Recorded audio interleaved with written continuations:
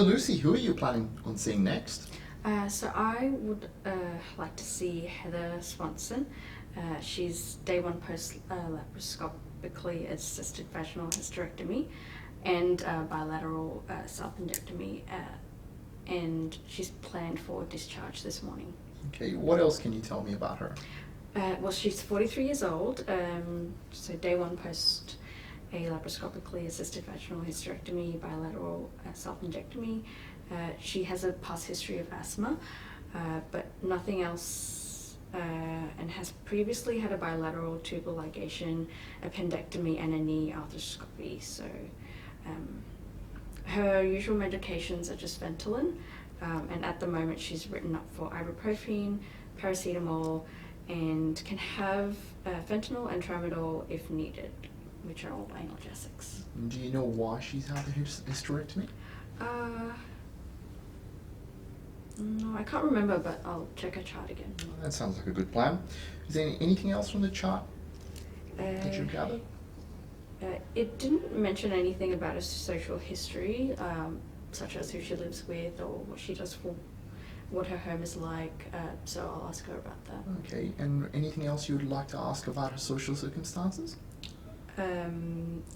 Yes, so if she's working, what she does for work, and if she has any hobbies, if she plays any sports, if she does any exercise. You did mention that she's had some pain relief.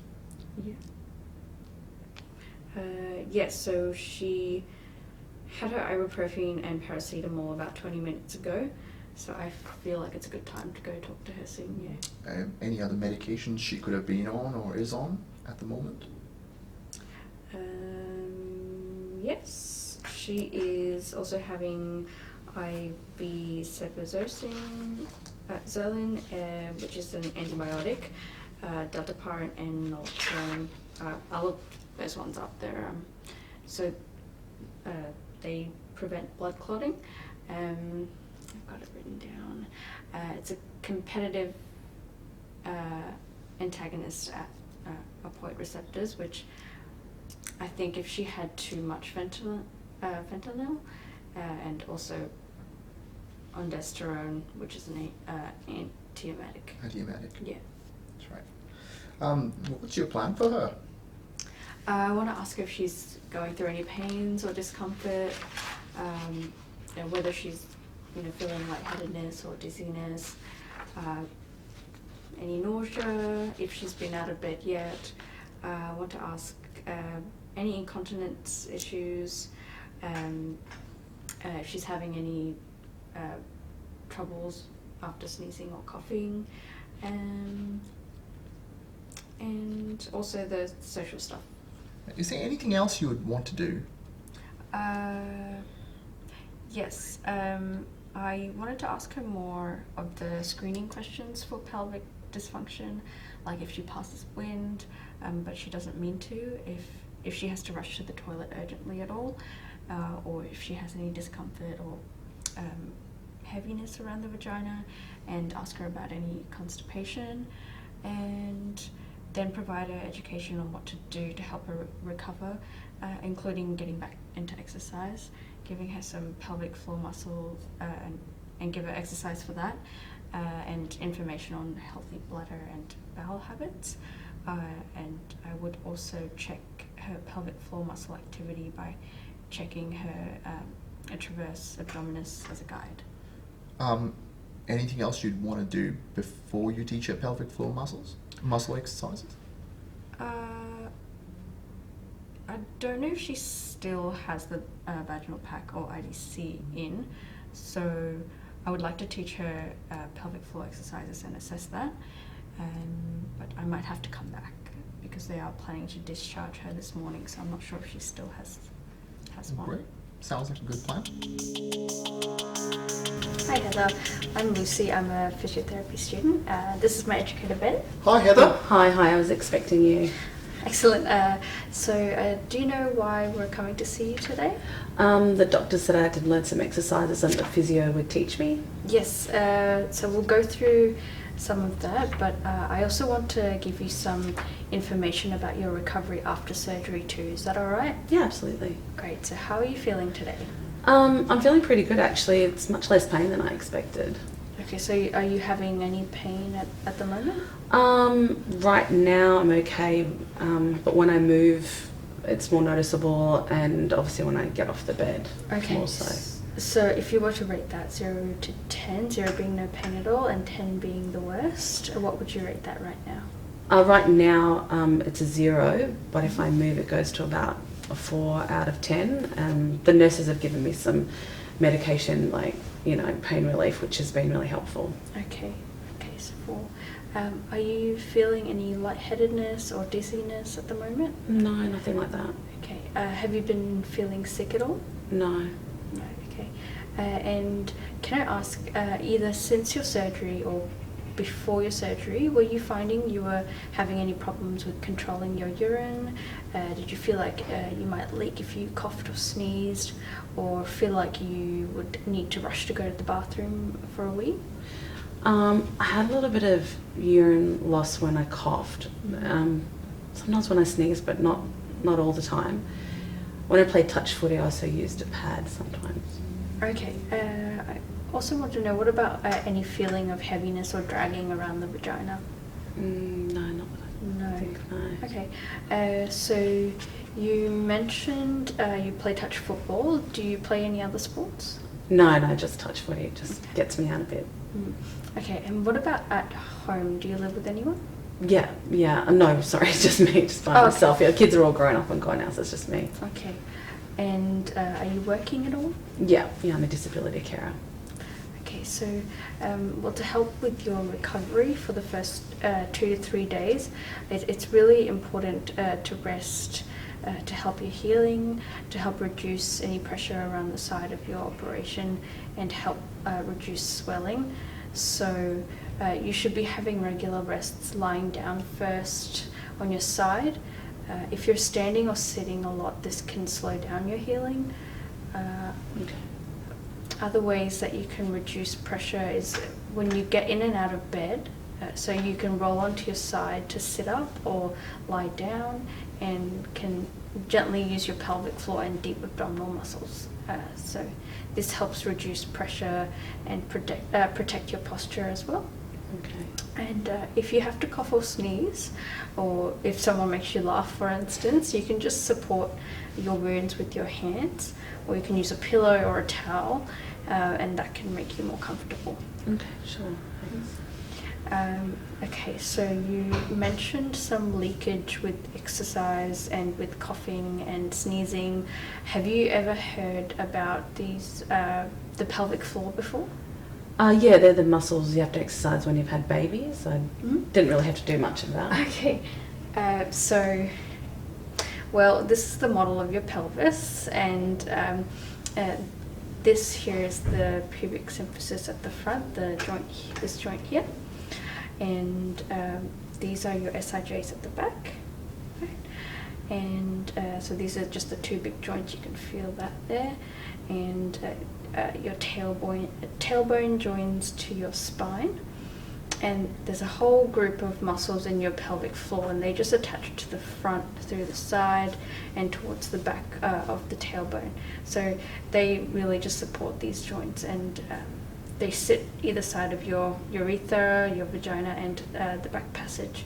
So they can help with the control of your bladder and the bowels, and they help support your pelvic organs, including giving you support for after your surgery.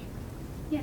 So to exercise these muscles, we can think about a close and lift around those passages, or like you're trying to stop the flow of your wee. Okay, like this?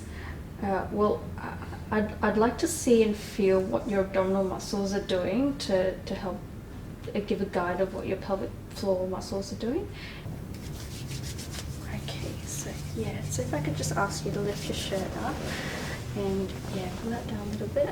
So sorry if this is tender, it's just around your wound, so I'm just going to press here, and what I'd like you to do is try again, just to feel like you're closing around the front passage and vagina and trying to lift up. Like this? Okay, so I'd like you to try and get you to do that again, but I want you to focus around the passage around the vagina, and you're using a lot of your abdominals and your glutes, right? So I just want you to keep those two things relaxed while you're doing that.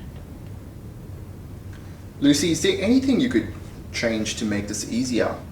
All right, Heather, so what I might get you to do is lie down. It might make it a little bit easier for you. Lucy, is there anything you would potentially change with lying down? Yes, okay, so remember when I said to reduce pressure onto the areas affected by the surgery and your posture, just to, when you're getting in and out of bed, just to roll onto your side and sit up, to sit up or lie down, so onto the side first. We'll practice that in a second. Yeah. And I'll teach you how to switch on your pelvic floor first to give you some more support. Okay, I just want you to bend your legs up. Yeah, and I just need for you to lift your shirt up a little bit so I could have access to that. So I'm just going to touch around this area. Is that okay? Yeah. Okay, so I just want you to do a gentle close around the vagina and try to draw your muscles up.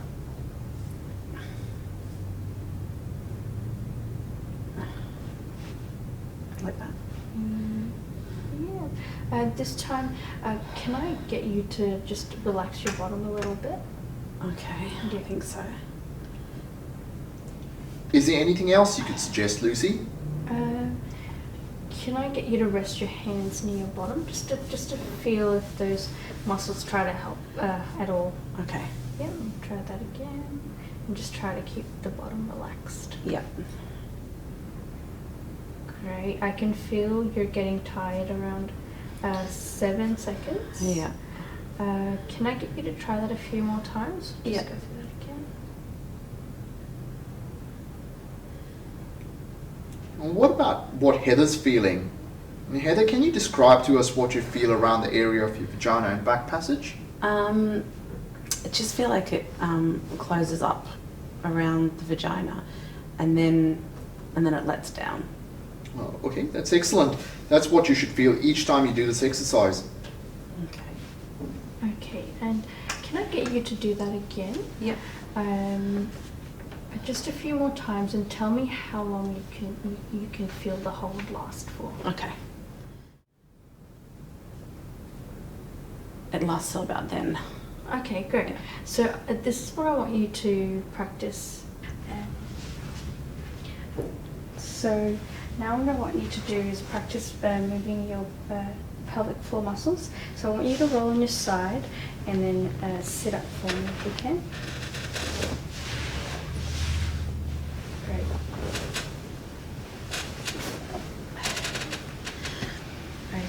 Okay. And so, is it okay if I feel what's going on while you're doing that? Yeah, sure. Bit? Okay. Yeah. So, I want you to get you to try doing that standing and sitting down while I'm feeling what's happening here. Okay. Right. Just come around there. Yep. Okay, so we'll give that one a go. Okay. All right, Heather, I think you're letting your muscles go when you're standing up. Okay. So try to draw your muscles on again, and when you sit down, and just feel for your muscles relaxing. Okay. Right? Okay. All right. Great.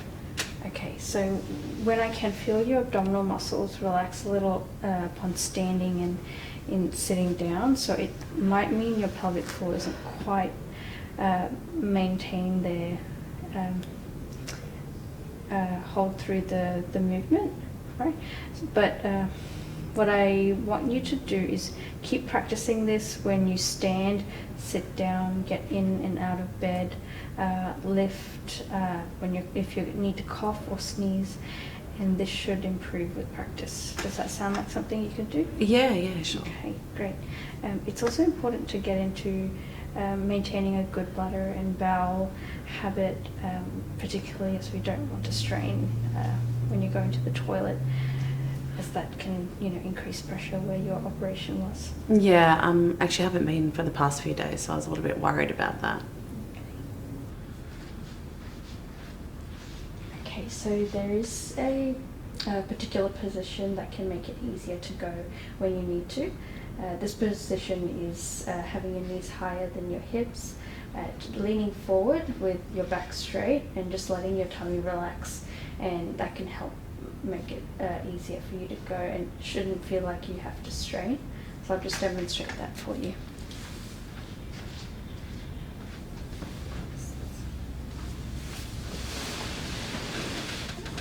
And sometimes a footstool might help to keep you more relaxed as well. Okay. So like this? Yep, that looks pretty good. Just try to keep your back a little bit straighter. Like this? Yes, excellent. Okay. So I want you to try to do this each time you go to the toilet. Yeah. Okay. So it's you want to make sure you're drinking enough fluid, so 2 liters of fluid every day, because it's important to keep your bowel motion soft and you're well hydrated. Ideally water, and also enough fibre, so that's 2 servings of fruit and 5 servings of vegetables every day. Okay, might have to try a bit harder with the fibre. Okay, so and other things that you could also want to do is be mindful to reduce pressure through your abdomen and down your cervical side. Is heavy lifting, pushing and pulling as well. Okay, so how long would I have to do that for? Okay, so for at least for 6 weeks, and this is to allow time for you to heal from your operation and reduce strain on your pelvic floor and your back while you recover. Oh, okay. I was kind of hoping to be back at work in a couple of weeks. Okay, what sort of things are you having to do at work? Well, I just take care of people in their daily lives, so I also have to do night shift, and sometimes they're helping them get to bed, you know, toileting overnight as well. Okay, so you're having to do a lot of physically help a lot of them? Yeah. Okay. Okay, so usually you do want to wait at least 6 weeks before returning to such a physically demanding job. That's right. And the doctor will have written a medical certificate clearing you from work for 6 weeks, Heather, as we would be strongly recommending you not do any physical manual handling cares that your work involves. Okay. Yeah, so and also at home you want to be avoiding the heavy pushing, pulling tasks like heavy housework and mopping as well, vacuuming, sweeping, heavy lifting tasks like shopping bags and laundry, gardening, and if you're lifting anything, you always want to use your pelvic floor muscles before and during a lift. You want to make sure that you use your hips and your knees and bend while keeping your back straight and keep the object close to you. Okay, yeah, we did some manual handling training at work, so I can do that. Great, so, and also no more than 10 kilos for your first few months, Okay. and then this can gradually increase. But this will depend on your doctor's restrictions and how you're recovering as well. Okay. So the same rest time also goes for your exercise. You want to be doing anything more strenuous than gentle walking, and you want to build up to 30 to 60 minutes per day by 6 weeks. Okay, so no touch footy then? No, so after 6 weeks you can start gentle to low impact exercises like cycling, Pilates, you can do swimming, and then only after around 12 weeks you can start with the more high impact exercises. So this could be longer depending on your doctor. Right. So basically all the things that I love I can't do right now then. Yeah, so... Lucy, is there anything else about restrictions that you may need to mention? Yes. So the surgeons will have likely mentioned this as well, to allow time for your healing at the operation site. It's also recommended not to have any sexual intercourse for 6 weeks. Okay, well, I'd have to have a partner for that, so... Do you have any other questions? Yeah, I'm just wondering if I can go home. Lucy, do you want to inform Heather how often she needs to do her exercises? Yes, Heather. So I want you to do your pelvic floor exercises like we just practiced for 5 seconds, 5 repetitions, and I want you to try to do this 3 times a day, and I want you to try to do this lying down as you don't compensate as much that way. Okay. Yeah. Can I do it more than that, or? You can, but you also want to slowly try to increase how long you're holding for. You should also be aiming for about 10 seconds for 10 times by about 6 weeks. So, and also trying a gentle hold for up to 30 seconds a few times. Okay. Yeah, I can do that. You also mentioned either that you can leak urine with coughing, sneezing, and playing touch football, and also because you reported that heaviness sensation when you had your period. Would you like to see a physiotherapist to help you with this? Yeah, that'd be helpful. Yeah. Okay, so we can make a referral to the women's health physiotherapists in the outpatients department. Okay. Yeah, so the physio will further assess your pelvic floor, which may involve a vaginal examination once the area is more healed. They will teach you more specific exercises and progressions. Okay, so well, I will make that referral for you, and that's everything that I wanted to go through with you today. Do you have any more questions for me? No, I just think maybe if I'm ready to go, if I am. Okay, well, I'll speak to the nursing staff and get them to let you know if you are. Okay. All right, thanks. How do you feel that went, Lucy? It went okay. Heather seemed pretty engaged, but I'm a little bit worried that she still might go back to work a little bit early. But I'm happy that we got her to get a good pelvic floor contraction, but it took me a little while to figure out the best way for her to achieve that. What do you think about Heather's urinary incontinence? Well, it sounded like stress urinary incontinence because it's mainly occurring when she has increases in intra-abdominal pressure with cough, sneeze, and while exercising. What are your findings on assessment? She has a tendency to compensate with her abdominals and glutes rather than just her pelvic floor and transverse abdominis, and she also fatigues quickly. Okay, and what do you think? Why do you think she was better with a change in her position? Because the pelvic floor is a postural muscle as well. When she lies down, her pelvic floor muscles are not working as hard when she's sitting, and I think her pelvic floor muscles are not very strong, which might be why she has the urinary incontinence. What makes you say that? Well, she reports she can feel them drawing on, but she does feel when they get tired after 5 seconds. And I can only check her abdominal muscles aren't working too strongly. That could increase intra-abdominal pressure. Absolutely, and just as you found, Heather felt she could hold for 5 seconds, and we could palpate her transverse abdominis for 7 seconds. So her pelvic floor muscles are likely fatiguing after with what we could tell. Is there anything else you could do for Heather? Yeah, I just need to figure out how to refer her to the Women's Health Outpatients Department. Are you able to help me out with that? Yeah, sure. We just need to find out whether they prefer a paper-based referral or a electronic referral. Okay, great, thanks.